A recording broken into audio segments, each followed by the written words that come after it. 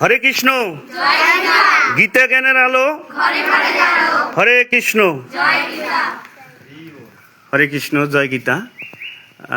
গীতা জ্ঞান জাগরণ সমাজ গিকাস, গীতা নলেজ অকেনিং সোসাইটি গিকাস, জামতলা বাজার, টেপা মধুপুর, কাউনিয়া, রংপুর। আসুন আমরা গীতা পাঠ ও শ্রবণের মাধ্যমে জ্ঞান অর্জন করি এবং কুসংস্কার মুক্ত সনাতন সমাজ গড়তে কাজ করি। গীতা শিক্ষা কেন্দ্র, স্থান নয়াবাড়ি দুর্গা মন্দির। গীতা শিক্ষা কেন্দ্রের যে আমাদের উদ্দেশ্য হচ্ছে গীতার সঠিক জ্ঞান ও মানবিক মূল্যবোধ প্রচার করা, গীতা শিক্ষা কেন্দ্র স্থাপনের মাধ্যমে নতুন প্রজন্মকে জাগ্রত করা, গীতা জ্ঞানের মাধ্যমে কুসংস্কার মুক্ত সনাতন সমাজ গড়া এবং সামাজিক শান্তি, সম্প্রীতি ও সহনশীলতা প্রতিষ্ঠা করা। তো গীতা আজকের আমাদের উদ্বোধন নয়াবাড়ি যে গীতা শিক্ষা কেন্দ্র নয়াবাড়ি দুর্গা মন্দিরে। আমরা শুরুতেই সকলকে হরে কৃষ্ণ সম্বোধন জানিয়ে শুরু করছি। আমাদের এখানে উপস্থিত আছে শিক্ষার্থীবৃন্দু, অভিভাবকবৃন্দু এবং সার্বিক সহযোগিতায় যে উপদেষ্টা মণ্ডলী। আমি প্রথমে আজকের এই বাড়ির গৃহকর্তা যাদের এই সহযোগিতায় আমরা আজকের এই কেন্দ্রটা শুভ উদ্বোধন করতে যাচ্ছি, তো শিক্ষার্থীদের উদ্দেশ্যে এবং সকলের উদ্দেশ্যে ওনাকে কিছু কথা বলার জন্য বিশেষভাবে অনুরোধ করছি। শ্রীযুক্ত বাবু শশধর চন্দ্রবাবু, আমরা তো কব, আপনি দুই চারটে কয়া পরে আমরা বলবো। একটু বলেন সকলের উদ্দেশ্যে, ওই যেটাই বলবে আমরা সবাই বলে।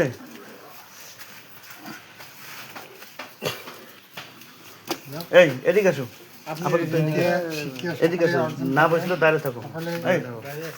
জ্ঞান অর্জন করবেন প্রতি ঘরে ঘরে এবং জ্ঞান অর্জন করে এবং সকলেই ধন্য হবেন এবং সংসার উন্নয়ন করবেন, এটাই হলো পরম কামনা আমাদের সনাতন।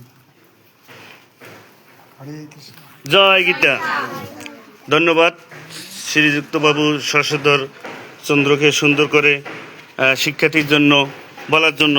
এবার আমরা এই গীতা সম্পর্কে আমাদের একজন উপদেষ্টা শান্তিমণি যেটাকে আমরা কিছু বলার জন্য অনুরোধ করবো। যান যান একটু বলেন। হ্যাঁ, এই তোর বসো, এই বসেন বসেন, এখন বসেন। হ্যাঁ, ওইখানে যান, ওইখানে যান, সামনে যান।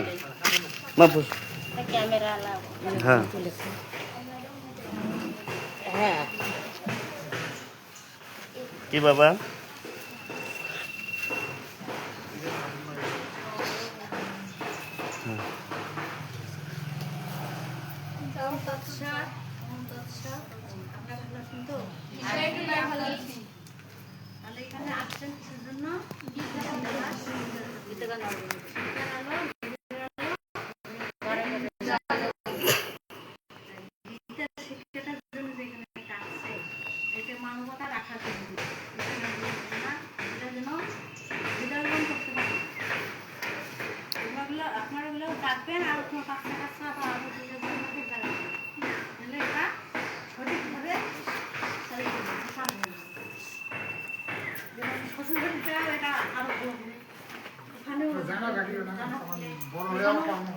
আমরা নারী জাতি আসছি কিন্তু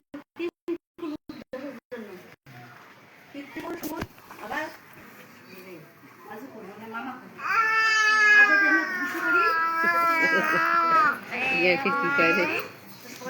ভালো হয়।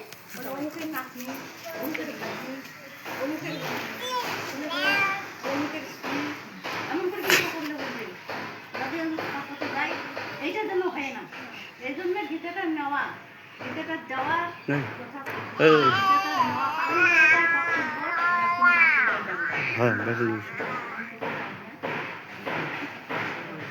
আচ্ছা, হরে কৃষ্ণ। জয় গীতা। আচ্ছা, এবারে আমি সংক্ষিপ্তভাবে আলোচনা করার জন্য বিশেষভাবে অনুরোধ করব। আচ্ছা, অভিভাবকের পক্ষ থেকে বলবেন কিছু? কারণ হ্যাঁ, একটু বলেন সমস্যা, দুইটা করে কথা বলেন। হ্যাঁ, আর অভিভাবকেরা বাচ্চা কাচ্চা যদি না আসে খনিকের সমাজ হ্যাঁ, সময় দেওয়া হবে, ওই সময়ে পাঠাবেন।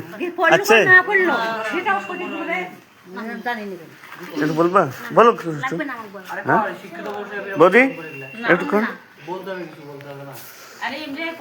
শিখা কিছু বলো। হ্যাঁ আচ্ছা, আমরা বিথি না, ওরা বলো লাস্টে, তো আমি বলতেছি। নুপুর বলবা কিছু? নুপুর, নুপুর, শিখা যাও।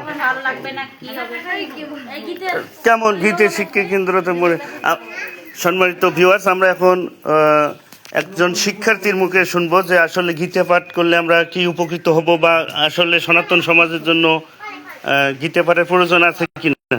যাও শিখা রানী, যাও এখানে, এইভাবে আমরা সাহস করবো সবাই। জান বসুন এইবার। হ্যাঁ বলো, এরপরে তোমরা কথা অনেক তো, ওই জন্য তো। ও হ্যাঁ, আশা করি সকলেই ভালো আছেন। আমাদের এখানে এখন নতুন গীতা কেন্দ্র উদ্বোধন করা হবে। তো এখানে অনেক ছোট ছোট বাচ্চারা আছে যারা এখনো পর্যন্ত গীতা পড়তে জানে না, গীতা ধারণা সম্পর্কে জানে না। তো এই কেন্দ্র খোলা হলে এখানে সকলে জ্ঞানটা জানতে পারবে এবং এই জ্ঞানটা প্রচার করতে পারবে। আর আমাদের শিক্ষা কেন্দ্রের নাম নয়াবাড়ি দুর্গা মন্দির।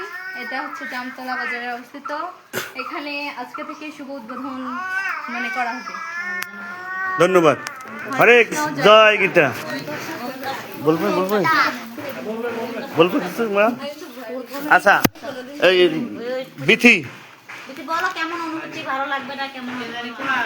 দাঁড়াও, বলো।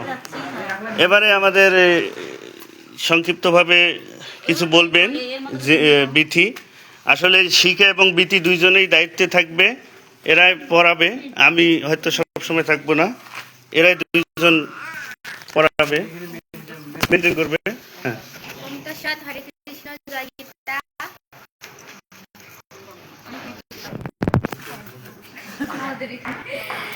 আমাদের এখানে একটি নতুন কেন্দ্র খোলা হচ্ছে গীতা শিক্ষার জন্য। এখানে অনেক বাচ্চারা আছে যারা গীতা শেখার জন্য আসছে এখানে, এবং অনেক অভিভাবকবৃন্দ আছে। আমরা গীতা শিক্ষায় অনেক পিছিয়ে, এই কারণে আমরা সবাই গীতা শিক্ষার জন্য গীতা শিক্ষার আলোক জ্বালবো। এবং গীতা শিক্ষা কেন্দ্র খোলা হচ্ছে নয়াবাড়ি শ্রী শ্রী দুর্গা মন্দির, জামতলা বাজার। প্রসারে গীতা জ্ঞান জাগরণ সমাজ বিকাশ এবং গীতা পাঠক সভাপতি শ্রী সুজন কুমার বর্মন, বিজেপি। সবাই আসুন গীতা শেখার জন্য। গীতা শেখা আমাদের সনাতন ধর্মের জন্য অনেক মূল্যবান একটি জিনিস। হরে কৃষ্ণ জয়। হরে কৃষ্ণ জয় গীতা। তোমরা কিছু করবেন কোন? হ্যাঁ বিদেন সাহস করো।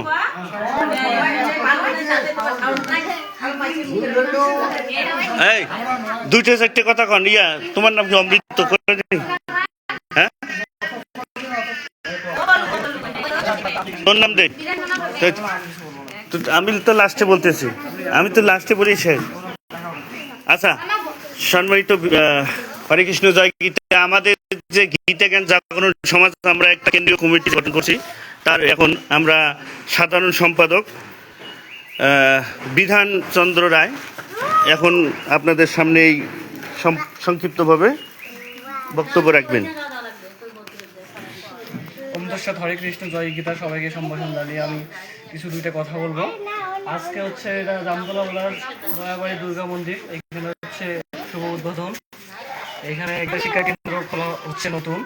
তো এটা খোলার উদ্দেশ্য যে গীতা জ্ঞান যে অমৃত আছে এখানে, এটাকে সবাই আস্বাদন করব আমরা, এবং এখান থেকে যে জ্ঞান মূল্যবোধ সেগুলো আমরা অর্জন করব। শুধু গীতা পড়লেই নয়, এখান থেকে যে জ্ঞান আছে সেটাকে আমরা অবশ্যই সকলে অর্জন করার চেষ্টা করব। হরে কৃষ্ণ জয় গীতা। ধন্যবাদ।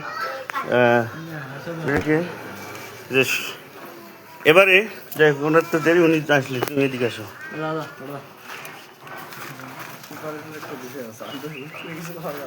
ধরো। হরে কৃষ্ণ, জয় গীতা। হরে কৃষ্ণ গীতা। কেমন আছেন সবাই? আছি ভালো। এখন আপনারা যেহেতু জানেন যে আমরা এখানে গীতা জ্ঞান জাগরণ সমাজ গীতার কর্তৃক আয়োজিত আজকের যে গীতা শিক্ষা কেন্দ্র নয়াবাড়ি দুর্গা মন্দির, আমরা একই সাথে আজকে আর একটা কেন্দ্র শুভ উদ্বোধন করবো, সেটা হরিদাস আপনি যেটা আশ্রম আছে হরিদাস ব্রহ্ম আশ্রম, ওইখানে আমরা 2টায় বা 3টের মধ্যে করার কথা। এখন এই গীতে কেন আমরা গীতে শিখতে জোর দিলাম, কোনো তো উদ্দেশ্য আছে। এতদিন আমরা কিন্তু গীতের প্রতি আসক্ত ছিলাম না, হঠাৎ করে কেন এই গীতে শিক্ষার প্রতি জোর দিলাম, আর কি কেন গীতে আমাদের করতে হবে এটা জানতে হবে। তো এখন প্রথম কথা হচ্ছে, কলিযুগের জন্য সর্বশ্রেষ্ঠ গ্রন্থ বর্তমান গীতা। আমরা অনেকেই বলি যে বেদ অধ্যয়ন করতে হবে, ঠিক আছে, কিন্তু বেদ এমনিতেই বেদ হচ্ছে বড় একটা গ্রন্থ। এই বেদের মধ্যে আবার ভাগ আছে, ঋক, সাম, যজু, অথর্ব, তাছাড়া বিভিন্ন ধরনের উপনিষদ, পুরাণ আছে, যেগুলো যদি একটা এই শিশু থেকে একটা বাচ্চা অধ্যয়ন করা শুরু করে, শিশু কাল থেকে যদি একটা বাচ্চা এই শাস্ত্র গ্রন্থগুলো অধ্যয়ন শুরু করে, মৃত্যু অবধি যদি 60 বছরও লেখাপড়া করে, তাও কিন্তু এই যতগুলো শাস্ত্র আছে এগুলো শেষ করতে পারবে না। এই জন্য কলিযুগের যেহেতু আয়ুষ্কাল কম, মানুষের জীবনের স্বল্প আয়ু, এই জন্য ভগবান শ্রীকৃষ্ণ গীতাটা খুব সংক্ষিপ্তভাবে লিখছেন, যেন সবাই আমরা বিভিন্ন কর্মের মাঝে করতে পারি। আর যদি আমরা ওই বড় বড় শাস্ত্র গ্রন্থগুলো পড়তে যাই, তাহলে দেখা যায় যে আমাদের হয় কর্ম ত্যাগ করতে হবে অথবা ধর্ম ত্যাগ করতে হবে, যে কোনো 2টার মধ্যে একটা বেছে নিতে হবে। একসাথে কর্ম করে এতগুলো গ্রন্থ পড়া সম্ভব নয়। এই জন্য ভগবান যেহেতু শ্রীকৃষ্ণ নিজের মুখে নিঃসৃত বাণী এই গীতা একটা ছোট্ট করে দিয়েছে, যেন সবাই আমরা এটা অধ্যয়ন করতে পারি। এবং চৈতন্য মহাপ্রভু নিজে বলছেন, হাতে করো কাম, মুখে করো নাম। শোনা আছে কি? হাতে করো কাম, মুখে করো নাম, অর্থাৎ কর্মের মাঝেই ধর্ম করতে হবে, সেটি ধর্ম। আর যদি আমরা এই গীতাগুলো সঠিকভাবে অধ্যয়ন করি, এখানে 700 শ্লোক আছে, 84টা মাহাত্ম্য আছে। এই মাহাত্ম্যগুলো এবং 700 শ্লোক যদি আমরা সঠিকভাবে বুঝতে পারি, এখানে জীবনের সব তথ্য দেওয়া আছে। আমাদের জীবন চলার পথে, অর্থাৎ সনাতন ধর্মাবলম্বী হিসেবে আমাদের যেভাবে জীবনযাপন করতে হবে, জীবনযাপন করতে গেলে যে জিনিসগুলো লাগে, যে সমস্যা আছে সামনে, সেই সমস্যার কিভাবে সমাধান, এখানে সবকিছু দেওয়া আছে। গীতার মাহাত্ম্যে যেহেতু ভগবান শ্রীকৃষ্ণ নিজেই বলছেন, গীতা শ্রেয়মহম তৃষ্টামি গীতামে পরমম গৃহম, গীতা জ্ঞানম সমাশ্রিত ত্রিলোকিং পলামহম, মানে গীতার আশ্রয়ে আমি থাকি, গীতে আমার বাস, এবং গীতা জ্ঞানকে আশ্রয় করি আমি ত্রিলোক পালন করি। ত্রিলোক বলতে শুধু পৃথিবী না, স্বর্গমর্ত পাতাল যত লোক আছে সবকিছু এই গীতা জ্ঞানের আশ্রয় করে কিন্তু পালন করা হয়, ভগবান করছিলেন।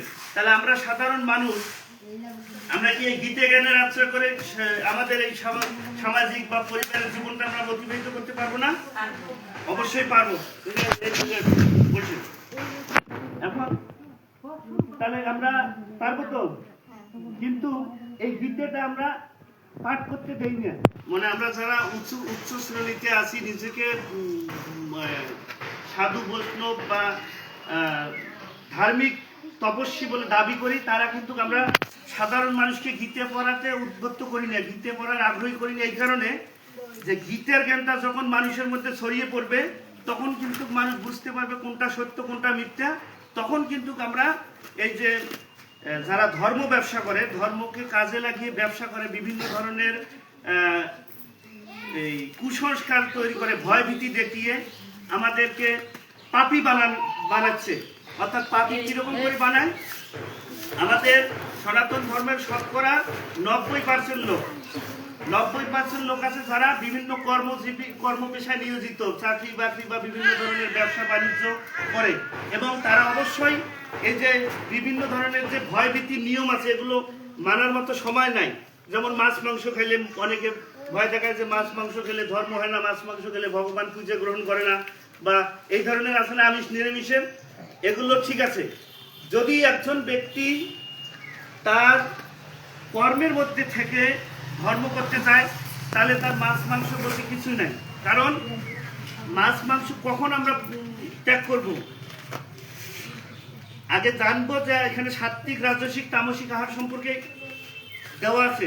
সপ্তদশ অধ্যায় 8 নম্বর, 9 নম্বর, 10 নম্বর শ্লোকে সাত্বিক, রাজসিক এবং তামসিক আহার সম্পর্কে দেওয়া আছে। আয়ু সত্ত্ব, বল, আরোগ্য, সুখ, কীর্তি, বিবর্ধনা, রসনা, স্নিগ্ধা, স্ত্রাণিদ্যা, আহার, সাত্বিকা প্রিয়া। অর্থাৎ যে খাবারগুলো আয়ু বৃদ্ধি করে, বল, আরোগ্য, সুখ, প্রীতি বিবর্ধন করে, এই ধরনের খাবারগুলো সাত্বিক ব্যক্তির প্রিয় খাবার, অর্থাৎ সাত্বিক আহার। আর কটু, অম্ল, লবণ, অতি উষ্ণ, রুক্ষ্ণ, তীক্ষ্ণ, বিদাহীন, এই খাবারগুলো হচ্ছে কি, যেগুলো অতি ঝাল, অতি টক, অতি গরম, অতি মশলা জাতীয়, এই খাবারগুলো হচ্ছে রাজস্বিক খাবার বা রাজস্বিক ব্যক্তির প্রিয় খাবার, মধ্য মধ্য মিডিয়াম। আর তামসিক খাবারগুলো কি কোনগুলো আছে? ইয়া তো ইয়ামাম গত সম্পর্কি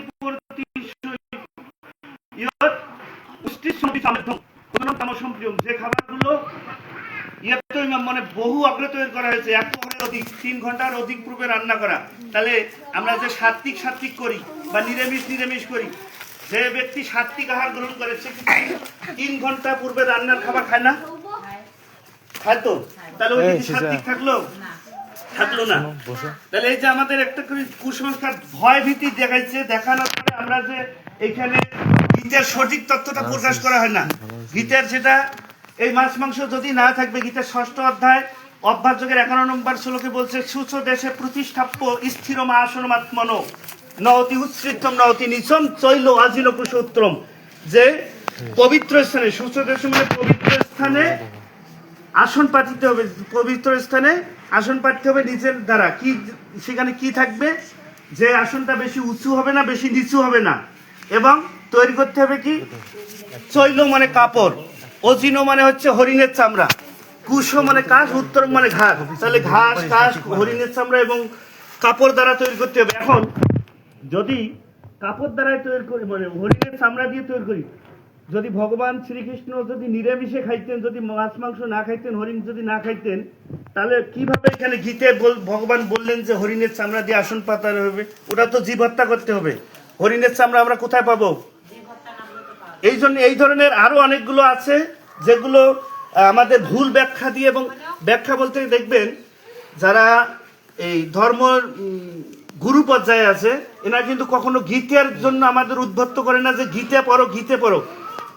আমি গীতের এই কারণে গীতের জ্ঞানটাকে আমরা প্রচার করতে চাচ্ছি যে গীতের জ্ঞান জাগরণ সমাজ, অর্থাৎ গীতের আমরা সত্য জ্ঞানটা প্রকাশ করব, যেন আমরা সকল সনাতনী ভাই বোনেরা আছি যারা বাচ্চারা, সনাতনের যে অস্তিত্ব, সনাতন ধর্ম সত্যের উপর প্রতিষ্ঠিত, সত্যটা একটু তিক্ত হলো, এটা মানতে হবে। আমরা যখন ওষুধ খাই, ওষুধটা কিন্তু প্রথমে তিতে লাগে, কিন্তু ওষুধটা খাইলেই তো কাজ হবে। তিতের ভয়ে যদি না খাই তাহলে কিন্তু কাজ হবে না। অনুরূপ গীতের যে সত্য জ্ঞান, অব্যয় জ্ঞানগুলো একটু তিতে, শুনতে খারাপ লাগবে, কারণ সারা জীবন চলে যাচ্ছে কুসংস্কারগুলো যে মাছ মাংস খেলে ভগবান গ্রহণ করবে না। তাহলে আমরা সবাই পাপী। এখানে হয়তো 2, 1 জন, 4 জন, 5 জন আছে, এইখানে 5 জন ব্যক্তি বাদে সবাই আমরা পাপী। তাহলে আমরা যখন নিজেকে পাপী ভাববো যে আমরা তো মাছ মাংস খাই, পাপী, তাহলে তো আর আমরা ধর্মের দিকে এগিয়ে যাব না। এই গীতে পাঠ করা তো দূরে থাক, গীতে আমরা শুইতে পারি না, ভয় পাই। এবং গীতেটা আমরা সবসময় রাখি পূজার আসনে, লাল কাপড় দিয়ে মোড়ে রাখি। লাল কাপড় দিয়ে মোড়ানোর উদ্দেশ্য কি? লাল মানে হচ্ছে বিপদ সংকেত, লাল মানে হচ্ছে নিষিদ্ধ, মানে লাল কাপড় দিয়ে যখন এটা মোড়ানো থাকবে এটা খোলার দরকার নাই। এর উপর প্রতিদিন ফুল জট দিয়ে এর মনে করেন যে পাতাটা আমরা নষ্ট করে ফেলি, এইটা করা যাবে না। আমাদের গীতেটা পূজার আসন থেকে বের করে নিয়ে আসতে হবে, এটা টেবিলে রাখতে হবে, ছাত্রছাত্রীর টেবিলে রাখতে হবে, এটা পূজার আসনে রাখার জন্য না। আমরা যে গীতে জ্ঞান প্রচার করছি, গীতের সত্য জ্ঞানটা পাবেন, এটা আপনারা টেবিলে রাখবেন, কোনো সমস্যা নাই। এখন গীতা কেন আমরা পাঠ করব? আস্তাই ভগবান শ্রীকৃষ্ণ 8ম অধ্যায় অক্ষর ব্রহ্মযোগের 5 নম্বর শ্লোকে বলছে, আস্তে আস্তে অন্তকালে চ মামেব শরণমুক্তা কলে বরং ইয় প্রায়তি সমাজ পাবো ইয়াতি নাত্রস্ত সংসার। অর্থাৎ মৃত্যুকালে যে ব্যক্তি আমাকে স্মরণ করিতে করিতে দেহত্যাগ করবেন তিনি আমাকেই প্রাপ্ত হবেন। এখন এই মৃত্যুকালটা কখন? আরেকটা বলছে 6 নম্বর শ্লোকে যে ইয়ং ইয়ং অফিস মরং ভাবং তেজে তেনতে কলে বরং তত্তমে বৈদ্যুতিক কিন্তু সদা তৎপর ভারত। মৃত্যুকালে যে ব্যক্তি যে ভাব নিয়ে দেহত্যাগ করবেন তিনি সেইভাবেই প্রাপ্ত হবেন। এখন যে ভাব নিয়ে গ্রহণ করবেন, যেমন রাজা ভরত, আমরা যে ভারত রাজ্য পাই এটা কিন্তু রাজা ভরতের নামেই ভারত। এই ভরত কিন্তু প্রথমে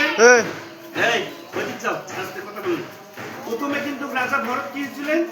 একজন রাজর্ষি ছিলেন এবং রাজা ছিলেন। যখন বনে গেলেন, বনে যাওয়ার পরে এক সময় একটা হরিণের বাচ্চাকে দেখলেন যে হরিণের মানে মাতা মারা গেছে, এখন শুধু বাচ্চাটা।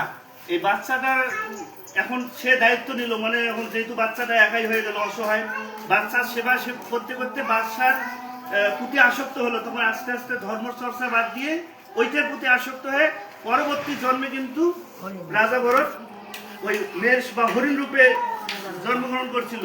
এটা দিয়ে কি বেরিয়েছে? ইয়ং ইয়ং বিষ মরং ভাবং তেজে তেনতে কলম করং। মৃত্যুকালে যে ব্যক্তি যে ভাব নিয়ে জন্মগ্রহণ করে, মৃত্যুবরণ করে, সেই ভাবেই আমরা মানে সেইভাবে পরবর্তী জন্মে গ্রহণ করে। এখন আবার ভগবান বলছে কি যে অন্তকালে চ মামেব স্মরণমুক্তা কলে বরং, মৃত্যু সময়ে যে আমাকে স্মরণ করিতে করিতে দেহত্যাগ করে সে আমাকেই প্রাপ্ত হয়, এই বিষয়ে কোনো সন্দেহ নাই। এখন তাহলে আমরা ভগবানকে যে স্মরণ করব বা গীতাকে স্মরণ করব, আমি কখন মরবো এখন কেউ গ্যারান্টি দিতে পারবো যে আমরা কখন মরবো?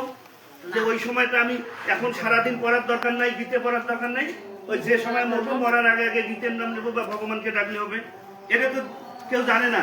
এই না জানার জন্য 7 নম্বর শ্লোকে বলছে তস্মাৎ সর্বেষু কালেষু মাম অনুস্মরণ যথেচ্ছ মই অর্পিত মনোবুদ্ধি মাম এ বয়সে অসংশয়। এই জন্য তুমি সর্বসময়ে সর্বকালে আমার শরণাগত হও, আমাকে স্মরণ করে তুমি তোমার অর্পিত, অর্থাৎ অর্জুনকে বলছে যে তুমি তোমার কর্ম যুদ্ধ এটা করো। এইভাবে অর্জুনকে ভগবান শ্রীকৃষ্ণ উপদেশ দিয়েছিলেন। আর অর্জুনকে যে উপদেশ দিয়েছিলেন এটা কি অর্জুনকেই আসলে দিয়েছিলেন?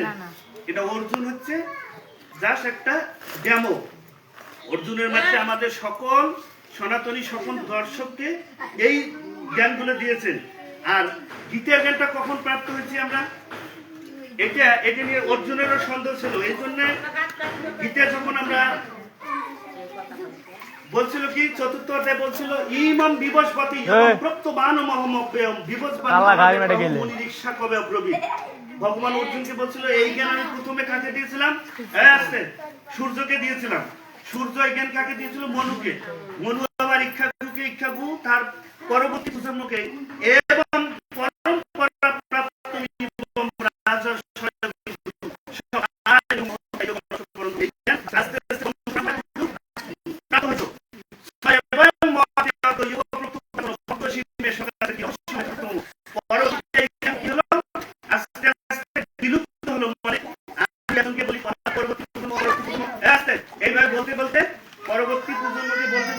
বিলুপ্ত হলো। তখন ভগবান শ্রীকৃষ্ণ এই কুরুক্ষেত্রের যুদ্ধের রূপে অর্জুনকে আবার সনাতন সমাজকে জাগ্রত করার জন্য পুনরায় এই জ্ঞান দিয়েছিল। তাহলে অর্জুনের কিন্তু একটা সন্দেহ ছিল। কি সন্দেহ? অর্জুন প্রশ্ন করছিল যে অপরং ভবত জন্ম পরম জন্ম বিভর্বত কথমিতাম বিজামিয়াম তমাউদ পড়তো মানে হে ভগবান, আপনার জন্ম তো পরে, সূর্যের জন্ম বহুকাল আগে, তাহলে আপনি যে প্রথমে সূর্যকে বলেছিলেন এই অব্যয় জ্ঞান, তাহলে আমি কিভাবে বুঝিব? এটা অর্জুনের মনে সন্দেহ ছিল। অর্জুন তখনও বুঝতে পারেনি ভগবান শ্রীকৃষ্ণকে। তখন কি করলো? অর্জুন বলছিল, যখন এই প্রশ্ন করছিল ভগবান শ্রীকৃষ্ণ আবার বললেন কি বহুনি মে ব্যতীতানি জন্মানি তপস অর্জুন তানি অহম বেদ সর্বাণী নতম বেদ করন্তব্য। হে অর্জুন, তোমারও আমার বহুবার জন্মগ্রহণ হয়েছে, কিন্তু আমার তো সবাই মনে আছে, তোমার কিছু নাই। ভগবানের এই কারণে মনে আছে ভগবান হচ্ছে সর্বশ্রেষ্ঠা, সর্বকিছু নিয়ন্তা। এই ভগবান অর্থাৎ শ্রীকৃষ্ণ সবকিছুই তার থেকে আমরা প্রাপ্ত হয়েছি। অহম সর্বস্ব প্রভব মত্ত সর্বম প্রবর্ততে ইতি মত্পা হসন্তে মাম বুধাভাব সমম্বিতা। এই সব কিছু যত স্থবর জঙ্গম জল চর অচর সবকিছু ভগবানের দ্বারাই উৎপত্তি এবং ধ্বংসের কারণও তিনি। এই জন্য আমাদের গীতে যখন আমরা পড়বো, গীতের আরো অনেক অনেক গুরুত্বপূর্ণ অধ্যায় শ্লোক আছে যেগুলো দিয়ে এবং মাহাত্ম্য আছে। আমরা যখন গীতে পাঠ করবো, আসতে বলতে কি, গীতে যখন পাঠ করব তখন আমরা শুধুমাত্র যে রিডিং করিয়ে লাভ নাই। অনেকে আমরা এখনো পূজা করবো না, আমাদের যে গীতে পড়ি বাংলাটা রিডিং করি, রিডিং করা ঠিক আছে, কিন্তু গীতে থেকে আমাদের জ্ঞানটা ধারণ করতে হবে। ভগবান এখানে গীতে দিয়ে কি বুঝাইতে চাইছেন, যদি গীতের তথ্যটা আমরা না পাই যে গীতে দিয়ে ভগবান কি বুঝাইতে চাইছেন, কি করতে চাইছেন। আমরা যেমন একাদশী পালি, একাদশীর আমি বিরোধিতা করতেছি না, একাদশী ওটাও একটা ব্রত, তাছাড়া বিভিন্ন ধরনের ব্রতের কথা বলা আছে। আমাদের এই যে একটা যজ্ঞ, এটা হচ্ছে এখন জ্ঞান যজ্ঞ, তাছাড়া জ্ঞান যজ্ঞ আছে, তপস্যা যজ্ঞ আছে, বিভিন্ন ধরনের যজ্ঞর কথা বলা আছে গীতায়। এখন এই সব কিছু যজ্ঞের মধ্যে আবার শ্রেষ্ঠ যজ্ঞ হচ্ছে জ্ঞান যজ্ঞ, সেটাও দেওয়া আছে চতুর্থ অধ্যায় 33 নম্বর শ্লোকে দেওয়া আছে, শ্রেয়ান দ্রব্যমায়াতীয় কাত জ্ঞান যোগ্য পরন্তব সর্বকর্ম অখিল উপার্ত জ্ঞানে পরি সমাপতে। অর্থাৎ জ্ঞান দ্রব্যময় যজ্ঞ থেকে আমরা কিন্তু যজ্ঞ বলতে কোনটা বুঝি, এই যে আগুন জ্বালানোর পরে ওখানে হয়তো বিভিন্ন ধরনের ঘি বেলপাতা বিভিন্ন আহুতি দেওয়া, মন পুরানো, এটা বুঝি যজ্ঞ। এটা আসলে এটার এক যজ্ঞ, ওটা হলো দ্রব্যময় যজ্ঞ, মানে দ্রব্যকে আহুতি দিচ্ছি। আর আমরা এখন যেটা করছি এটা হচ্ছে জ্ঞান যজ্ঞ, এবং ভগবান বলছে জ্ঞান যজ্ঞ শ্রেষ্ঠ যজ্ঞ। এবং এই জ্ঞান যজ্ঞের মধ্যে আবার জ্ঞানের চেয়ে পবিত্র কিছু নাই, সেটাও কিন্তু গীতে আছে। সব আমরা গীতে পাবো, কিন্তু আর পড়ি না। বললে আমরা বলি যে নহি সদৃশম পবিত্র, জ্ঞানের চেয়ে পবিত্র আর কিছু নাই এই জগতে। এই জন্য আমরা গীতে জ্ঞানটার যে সঠিক প্রচার এটা করবো।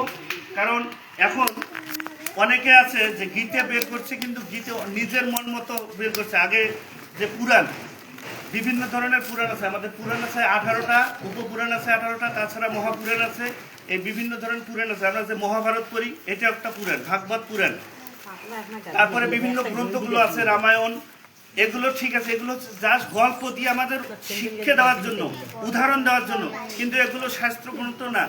আমাদের যেগুলো, এই যে গীতাটা কোথা থেকে আসলো, সর্বোপনিষদ পার্থবর্ষ শুধু দুগ্ধং গীতম অমৃতং মহৎ। অর্থাৎ সর্বোপনিষদ যতগুলো বেদ পুরাণ উপনিষদ আছে, এগুলো হচ্ছে গাভী স্বরূপ। দুগ্ধা গোপাল নন্দন, দুগ্ধা মানে যিনি সংগ্রহ করছে, গোপাল নন্দন মানে শ্রীকৃষ্ণ। পার্থবর্ষ সুধীর বক্তা, অর্থাৎ এখানে পার্থবর্ষ সুধীর বক্তা অর্জুনকে দ্বারা আমাদের সকলকে বোঝানো হয়েছে। আর দুগ্ধং গীতম অমৃতং মহৎ, দুগ্ধ অর্থাৎ একটা গাভী থেকে যেমন সার বস্তু, যেমন আমরা দুধ পাই, সেই দুধ আমরা ভগবানের সেবায় লাগাই, পূজায় লাগাই, তাছাড়া এই অমৃত লাভ করি। অনুরূপ এই শাস্ত্রের মূল এবং সার বস্তু, যেটার আর অখণ্ড নাই, যেটা নিয়ে আর কেউ দ্বিমত পোষণ করতে পারে না। যতই আমরা সনাতন ধর্মের মধ্যে বিভিন্ন দল গোষ্ঠী ভেদাভেদ সৃষ্টি করি না কেন, দেখবেন যে অনেকে হয়তো কেউ জয় ব্রহ্মচারী বা অন্যান্য বৈষ্ণব, ইসকন, বিভিন্ন মত যতই থাকি না কেন, কিন্তু কেউ কিন্তু গীতাকে আমরা অমান্য করি না বা গীতা বিরোধিতা করি না, গীতে সবাই মানি। কিন্তু সমস্যা এক জায়গায়, গীতাটাও এখন আমরা নিজের মন মতো মন করা ব্যাখ্যা দিয়ে তৈরি করতেছি। গীতেও কিন্তু সঠিক ব্যাখ্যা আমরা, হয়তো সংস্কৃত শ্লোকগুলো সব ঠিক আছে, কিন্তু ব্যাখ্যাটা অর্থাৎ অনুবাদটা নিজের মন মতো। যেমন যথাযথ গীতে পড়বেন, দেখবেন যে ওখানে শুধু ইসকনের ওদের এই কথা, তারপরে বৈষ্ণবের গীতে পড়বেন, এই যে সংগঠনের গীতে পড়বেন ওই ধরনের। এই জন্য আমরা কিন্তু, আমি অলরেডি গীতাও লেখা শুরু করছি, গীতাও একটা বলবো যেটা সত্য এবং সনাতন ধর্মের জন্য সত্য, কিন্তু আমরা সত্য কথাগুলো একটু খারাপ লাগে অবস্থায়। এই কারণে খারাপ লাগে যে সত্যগুলা এতদিন আমরা যেগুলো দেখে আসতেছি বা ব্যবহার করে আসতেছি বিধিবিধান, সেগুলো এর মধ্যে অনেকগুলো আছে আমাদের কুসংস্কার, যেগুলো আমরা কিন্তু হয়তো সামাজিকতা মেনটেন করার জন্য করতেছি। এই যেমন শ্রাদ্ধ কিন্তু আসল শ্রাদ্ধ হলো, আমি যদি বাবা মার শ্রাদ্ধ করি, বাবা মার শ্রাদ্ধ আমাকে জীবিত অবস্থায় করতে হবে, মরে গেলে আর শ্রাদ্ধ করার কোনো দরকার নাই। এটা করি সমাজ মেনটেন করার জন্য। এখন আমার বাবা মারা গেছে, আমি যদি শ্রাদ্ধ না করি, হয়তো সমাজ থেকে আমাকে এক ঘরে করবে, ঠেকি করে দিবে, তখন আমি একটা প্রতিবন্ধকতা সৃষ্টি হলাম, কারণ সমাজ তো এখন সচেতন হয় নাই। যখন সচেতন হবে, যখন বুঝতে পারবে যে আসলে শ্রাদ্ধ করতে হবে জীবিত অবস্থায়, জীবিত অবস্থায় পিতামাতার শ্রাদ্ধ, শ্রাদ্ধ মানে শ্রদ্ধার সহিত দান, অর্থাৎ আপনার বাবা মাকে যদি শ্রাদ্ধ করতে চান জীবিত অবস্থায় তাকে শ্রদ্ধা করবেন, ভক্তি করবেন এবং তাকে ভরণ পোষণ দিবেন, কাপড় দিবেন, এইটাই হচ্ছে শ্রাদ্ধ। আর মরে যাওয়া এটা হচ্ছে লোক দেখানো, এটা সমাজ মেনটেন করার জন্য, এটার কোনো ভিত্তি নাই। এটা হচ্ছে ধরেন যুগ যুগ ধরে চলে যাচ্ছে, আবার হুট করে বাদ দেওয়া যাবে না, এরকম অনেক সংস্কারগুলো আছে, দশমীর সংস্কারগুলো, এগুলো হুট করে বাদ দেওয়া যাবে না। কিন্তু গীতার যখন আমরা সঠিক জ্ঞানগুলো অর্জন করতে পারবো, বিশেষ করে এই যে আমাদের নতুন প্রজন্মকে জাগ্রত করা, অর্থাৎ নতুন প্রজন্মকে জাগ্রত করার উদ্দেশ্য কি, যারা না সিরিয়াস তাদের মধ্যে কিন্তু আমাদের যে মস্তিষ্কে শতকরা 80% 70% কুসংস্কার ঢুকিয়েছে। এখন ওইটাই আমরা সত্য জানবো এবং আমাদের যতদিন আছে আমরা ওইটাই সত্য। কিন্তু যারা নতুন প্রজন্ম আছে তাদেরকে যদি আমরা গীতের সত্য জ্ঞানটা দিতে পারি, সঠিক জ্ঞানটা দিতে পারি, তখন কিন্তু তারা কি করবে, এই জ্ঞানে এই কুসংস্কারটা তখন আর কিন্তু তারা বুঝতে পারবে না। তারা যখন গীতের সত্য জ্ঞানটা পাবে, গীতের সত্য জ্ঞান, আর এরাই হবে আজকে যারা ছাত্র শিক্ষার্থী আছে ভবিষ্যৎ, এরাই আগামী দিনে কর্মধার হবে, আগামী দিনে বিভিন্ন ধরনের এই যে সমাজ পরিচালনা এরাই করবে বিভিন্ন ধরনের, তখন আমরা পরিবর্তন নিয়ে আসতে পারবো। কিন্তু একদিনেই এই সমাজ থেকে কুসংস্কার মুক্ত করা যাবে না। যেমন আমাদের এই গীতা জ্ঞান জাগরণ সমাজের যে মূল উদ্দেশ্য হচ্ছে যে গীতার সঠিক জ্ঞান ও মানবিক মূল্যবোধ সৃষ্টি করা। মানুষের সবচেয়ে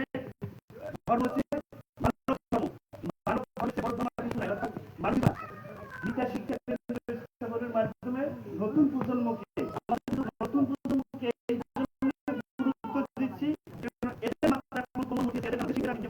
সঠিক সিদ্ধান্ত এরা দিতে পারবে। গীতা জ্ঞানের মাধ্যমে কুসংস্কার মুক্ত সনাতন সমাজ করা, কুসংস্কার এবং কুসংস্কার মুক্ত কাজ করতে হবে না। কিরকম, আমি যদি আমার একটা অন্ধকার আছে, এই অন্ধকারে যদি আমার অন্ধকার করতে চাই, তাহলে কি করা লাগবে? একটা লাইট জ্বালাইলে, এখন লাইট জ্বালার জন্য লাইট জ্বালাইলে আলোটা কিন্তু আর থাকলো না, চলে গেল, নাকি আলোগুলোকে আবার ঢাকে ফেলে দিতে হবে? আলো তো আছে, মানে অন্ধকার গুলো, একটা রুমে অন্ধকার আছে, যখন লাইট জ্বালাইলাম আলো অটোমেটিক চলে গেল, আলোকে আর নতুন করে ধাক্কার কিছু নাই, আলো দূর করা। এইরকম আমাদের যে কুসংস্কার গুলো আছে, এটা হচ্ছে অন্ধকার, আর গীতার জ্ঞান, গীতার সত্য জ্ঞানটা হচ্ছে আলো। তাই একজন মানুষের যখন গীতার সত্য জ্ঞান, সঠিক জ্ঞানটা জাগ্রত হবে, তখন অন্ধকার রূপ যে কুসংস্কারগুলো এমনি দূর হবে। এই জন্য আমরা গীতের সত্য জ্ঞানের মাধ্যমে কুসংস্কার মুক্ত সনাতন সমাজ গড়ার চেষ্টা করব এবং সর্বোপরি যে সমাজের শান্তি, সমৃদ্ধি ও সহনশীলতা প্রতিষ্ঠা করতে হবে আমাদের মাঝে। আবার একজন জয়গুরু আছে, সমস্যা কি, তার ভালো লাগছে ভগবানের 108টা নাম রাখছে, ভগবানকে যে নামেই দেখেন, ইয়থামাম প্রপদান্তে তাং তথামি ভজামি অহম মম বর্তম অনুবর্তন্তে মনুষ্য পার্থ সর্বস্ব, যে যেভাবেই আমাকে ভজনা করেন সেভাবেই। এখন কেউ যদি ভগবানকে জয়গুরু বলে বা ব্রহ্ম বলে, তাতে তো সমস্যা নেই। মেন কথা, আমরা যেখানেই যাই না কেন গন্তব্য একটাই। গন্তব্য কোথায় আমাদের? হ্যাঁ, গন্তব্য আমাদের হচ্ছে বৈকুণ্ঠ ধাম বা পরম ধাম। যেমন ধরো ভগবান কি বলছে, ন তৎ ভাষাতে সূর্য ন শশাঙ্ক ন পাবক